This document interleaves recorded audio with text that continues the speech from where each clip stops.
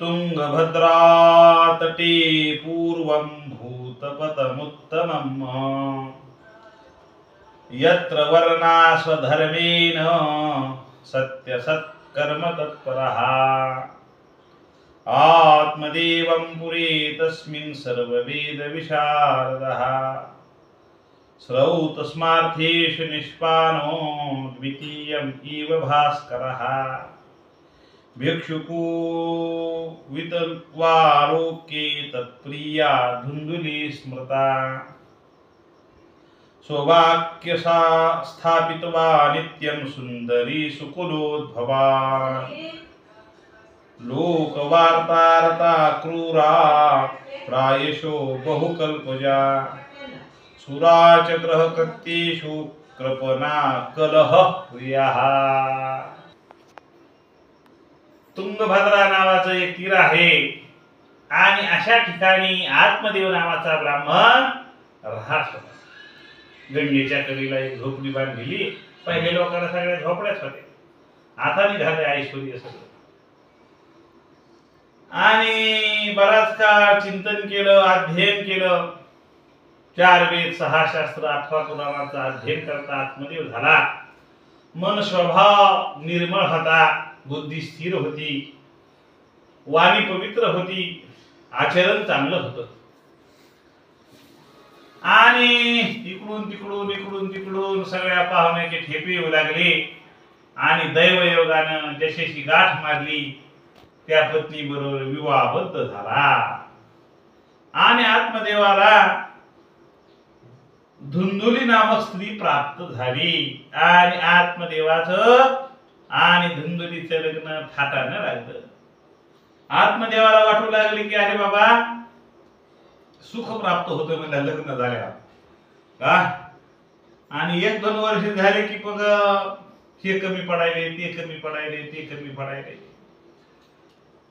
मग ते टेन्शन यायले। म्हणून मग काय झालं म्हणतात, पहिल्यांदा याला टेन्शन रहित जीवन जगायची सवय लागलेली होती, पण आता सगळा व्याप लागला। हे आणा, ते आणा, ते आणा। लक्ष्मीपूजन केले की आपल्याला त्या नवरीला अशी मूठ करावं लागते का, आणि मूठ केल्यानंतर त्याच्यामध्ये तांदूळ टाकावं लागते नवरदेवाला। मग मालकीन काय म्हणते, आणा आणा आणा, असा आरा पाठीमागे लागतो लग्न झाल्यावर असतं। मग हे काही त्याला अनुभव नव्हता, फक्त ज्ञानाचाच अनुभव होता। आणि दैवयोगानं त्याला बायको जी होती ती सुद्धा कलह प्रिया, हा म्हणजे भांडण करणारी होती, सगळ्या गतीला याला द्यायला होती का। मग त्याला पश्चाताप झाला की म्हटलं नसतं केलं तर बरं झालं असतं म्हणला, नाही का, बगर लग्नातच राहिलं असतं तर चांगलं झालं असतं। मग आता असा त्याने विचार केला आत्मदेवानं। आणि घरामध्ये त्यांच्या गाय होती, एक गायची सेवा करायचा, गायला चारा टाकायचा। आणि ज्या मनुष्यानं परोपकार केला, बगल झोळी त्याला अन्न दिलं, कुत्र्याला द्या, मांजराला द्या, गाईला द्या, बैलाला द्या, अशा लोकांची कृपा प्राप्त होती। आता तर पितराला तर कोणी जेवायलाच येईना। मग आपलं अन्नदान जे आहे हे गोरगरिबाला, पशु पक्ष्यांना जर दिलं तर त्याचा फायदा होतो बरं का। तर माणसं तर कंटाळा करायला, ह्याचं जेवत नाही तर त्याचे जेवत नाही, तर आम्ही काशी केली द्वारका केली असं नाही। आपण नाही तर कोणी अन्न खायचं, तर म्हणून श्रद्धेनं भक्तीनं गायची सेवा करायची। गायची सेवा केल्यानंतर काय करायचं म्हणतात, तर गायला रोजचं असं पुसून काढायचा, ते निर्जीव झालेले सगळे केस त्याचे काढून टाकायचे, अशी चोपडी तेल गाय त्याचे करायचं। गाईला चारा आणायचा, गाईला गोग्रास चारायचा, गाईची पाद्य पूजा करायची, गाईला कपाळाला गंध लावायचं, गाईच्या गळ्यामध्ये फुलाचा हार घालायचा आणि रोजचं वंदन करायचा। पण काय झालं म्हणतात, घरामध्ये 12 वर्षाचा काळ झाला, एक तप झालं। कोण्या गोष्टीला एक तपानं जागरूकता प्राप्त होती, नाही का। म्हणून ह्या देवाची आराधना केली, त्या देवाची आराधना केली, सगळ्या देवाची उपासना केली, आणि तरी काही फळ काही प्राप्त होईना। मग आता कंटाळले म्हणजे आता बस झालं बाबा, खूप देवाची उपासना झाली, संपत्ती खूप प्राप्त झाली, गडगंज संपत्ती घरामध्ये मावन, पण शारीरिक सुख नाही, मनाला सुख नाही. आणि नेहमी कलह होऊ लागला घरामध्ये. कलह जर असला तर मग देवाचं दैवत्व नाश होऊन जात. म्हणून अशी मालकीन होती, तिचं नाव होतं धुंदुली. असं नाव काही कधी ठेवू नका बरं. हो, काही आणि धुंदुली ती काही चांगली नसती का, नाही तर तशीच इंद्रिय आपल्या मनामध्ये सगळं असं बुद्धी प्राप्त होती. म्हणून चांगलं नाव ठेवावं, त्याच नावानं हाक माराव्या. मग अशा प्रकारचं त्या धुंदुलीला कंटाळा बाबा शेवटी आतमध्ये. आणि म्हणला आता आपण काय करू, आपल्या जीवाचं विसर्जन करून टाकू, आत्महत्या करून टाकू. आलं का? आता अशा बायका भेटल्यानंतर काय करतील नवरे सुद्धा, आत्महत्याने तर काय करतील का, या कोणाचंच ऐकणं, कोणाचे रोजचे भांडणं आणायली का.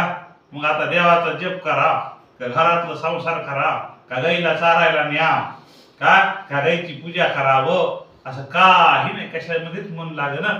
आणि घरामध्ये लेकरू बाळ नाही म्हणून ही फटाफट बोलायची, बाबा तुम्हाला काही कळत नाही, हो मी जे म्हणते तेच खरं, त्या बाईनं तसं केलं म्हणून मी असं केलं, असं म्हणायचं. मग ते कदारला शेवटी. म्हणून कदरू नये का, घरामध्ये राहत असताना सगळ्यावर माया करावी, सगळ्यावर प्रेम करावं. आणि असं जर नाही केलं तर शरीराला दुःख प्राप्त होतं. आणि मग शरीराचा त्याग करावा वाटतो, जिनस नकोसं वाटलं त्याला आत्मदेवाला. आणि भर 12 वाजताच गेला म्हणला आता इथंच उडी टाकतो रे बाबा. पण ज्याचं मन निर्मळ आहे, ज्याची भगवंता भक्ती आहे, ज्याची श्रद्धा आहे, अशा ठिकाणी परमात्मा उभा राहतो. म्हणून आत्मदेव पाण्यामध्ये उडी टाकणार, तितक्या एकदम महाराजाचं उदाहरण केलं भगवंतानं. अरे थांब आत्मदेवा, काय कराय म्हणला, मी आता जीव द्यायलो म्हणला. हे काय म्हणला, आता इरीत उडी मार. अरे जीव देणं महापाप आहे. हो, मनुष्याचा जन्म झाल्यानंतर मनुष्यानं जीव देऊ नये. म्हणला काय करावं म्हणला, आता सगळी संपत्ती जमिनी, घरदार बांधले, एक वाडा होता तर 4 वाडे झाले का. मग म्हणला 12 वर्षाचा काळ झाला, मलाही लेकरू बाळ नाही, गाय आहे तर तिलाही काही नाही, आणि बायको कलह प्रिया. हा, बायको कोणाबरोबर भांडणं करायची म्हणलं. मग माझ्या मनाला ते समाधान प्राप्त होईल, भांडण करणारी बायको मला भेटली म्हणला. काय करा, म्हणून मी माझ्या जीवाला वैतागलो, कदारलो म्हणला. आता मला असं वाटायला की मी इरीमध्येच उडी टाकावं. बरं म्हणला, मग पुढचा प्रवास कस काय, नाही काय. मग महाराज म्हणले की अरे राजसा नाम, तामसा नाम, सात्विका नाम, या 3 तळ आहेत. खाली एक तळ आहे, वर एक मनुष्य भूमी आहे, आणि वर 7 आहेत. काय, वर 7 तळ आहेत, खाली 7 तळ आहेत, आणि आपण मध्ये ओम भूर भुव स्वाहा अशी वर हे. खाली 7 तळ आहेत, आतल बितल महातल रसातल पाथा, आणि त्याच्या खाली नरक आहेत, आणि त्याच्या खाली आनंद नावाचा नाग आहे. 21 लोक आहेत, महरलोक, जनलोक, तपोलोक, भूरलोक, जनलोक, तपोलोक, वैकुंठलोक, कैलासलोक, गोलोक, असे लोक आहेत. मग या 21 लोकांमध्ये जायचं का, इकडं जायचं का, मृत्यू लोकावर जायचं, की म्हणजे अधोगती त्या जीवाला प्राप्त होते, म्हणजे जीव द्यायला. आणि चांगले जर कर्म या ठिकाणी भूतालावर जर फिरले तर वरील चांगले फळ प्राप्त होतं.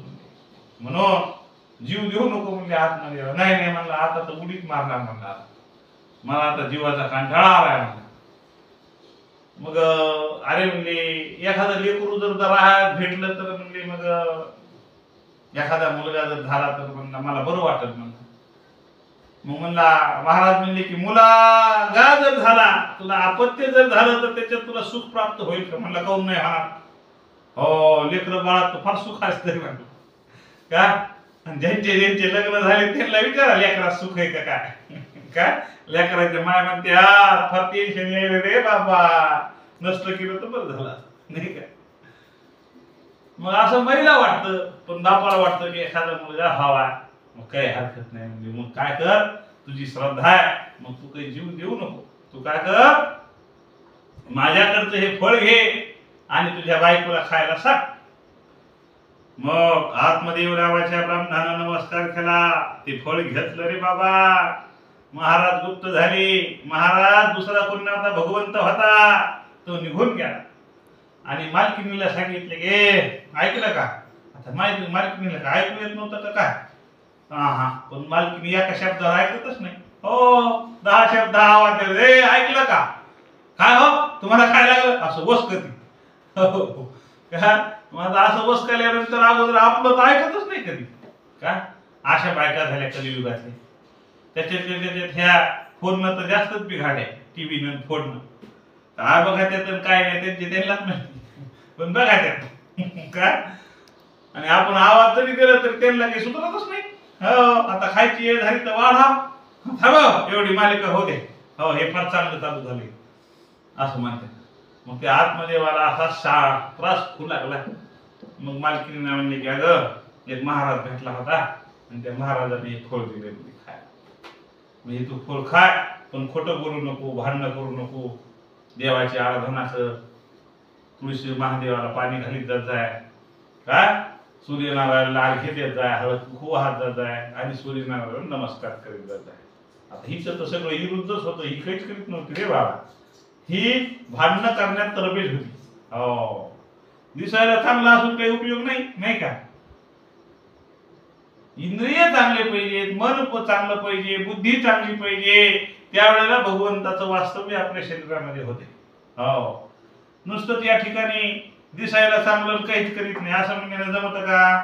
मग अपमान होऊन जातो. म्हणजे लोक ओळखीत ही बाई कशी, हिचा स्वभाव कसा आहे, 4-2दा एकदा बोलून बघायचं. पुन्हा मग समजा अपमान केला तर नका बाई म्हणते, तिथं नाती कशाला लागायचं, काही न बोललेलंच चांगलं. म्हणून प्रत्येक मनुष्याचा स्वभाव मनुष्याच्या वागण्यावर निर्माण होऊन जातो. म्हणून हा स्वतः मालक कंटाळा बायकोला, तर मग आता दुसरे काऊन नाहीत कंटाळणार. पण मालकाला सुद्धा धोका देऊन टाकला. मालक म्हणला की आता हिला हे फळ दिले तू खाय, तर मालकाला म्हणले हो खाते, काही हरकत नाही. पण तिनं काय केलं, तिच्या गावामध्ये एक बहीण राहत होती. बहिणीला मध्ये 7-8 लेकरं होती. हो, आणि पुन्हा पोटामध्ये एक बालक आला. मग ते दोघींनी युती केली, नाही का? आता सरकार जसं आलं तसं युती करते ना. मग तशी युती केली की अगं ती म्हणते की मला एका महाराजानं फळ दिले, मी ते खाऊ का नको? मग त्यावेळेला ती म्हणली खाय ना, न खायला काय झालं, महाराजांना फळ दिलेलं खात असते. नाही म्हणली, आता त्या ठिकाणी मी फळ मी जर खाल्लं तर माझं पोट मोठं होईल, आणि पोटात जर बालक आडवा झाला तर मला मरण येईल, पुन्हा जन्म थोडाच आहे. म्हणून मी की ते काही फळ खात नाही. मग म्हणले तू काय कर, ते फळ नाही का आपल्या गाईला चाललं. ते फळ घेतलं आणि त्या गोमातेला चाललं. आणि ती बहीण म्हणली की माझ्याजवळ ये, तुला मी हवाली करून टाकते. मग असाच का चालत झाला. मालकाला फसविलं रे बाबा पत्नीनं. आणि बघता बघता 1 महिना झाला, 2 महिने झाले, 9 महिने झाले, वर्षाचा काळ झाला, गाईला एक मुलगा झाला. आणि मग त्याला मुलगा झाला, गाईला आश्चर्य झालं. मग त्यावेळेला त्या ठिकाणी बहिणीला सुद्धा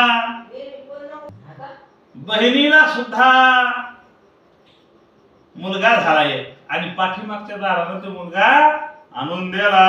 गावातल्या लोकांना आनंद झाला, गाईपासून मुलगा झाला. आणि आत्मदेव नावाच्या ब्राह्मणाला सुद्धा मुलगा झाला. मग दोघांचं नामकरण करण्यात आलं. कितव्या दिवशी असतं नामकरण? नाव ठेवायला कोण असतं? आत्याबाई नाव ठेवायला असते का? मग आत्याबाईला बोलविलं आणि कानामध्ये सांगितलं काय ठेवायचं याचं नाव. म्हणजे याचं नाव धुंदुककारी ठेवायचं. माईचं नाव धुंदुली, याचं नाव धुंदुककारी. गोमातेपासून जो मुलगा झाला त्याचं नाव काय ठेवलं? गोकर्ण ठेवलं. याप्रमाणे श्रीमद भागवते महापुराणे प्रथम स्कंदाध्याय 16. श्रीकृष्णार्पणमस्तु. हरये नमः.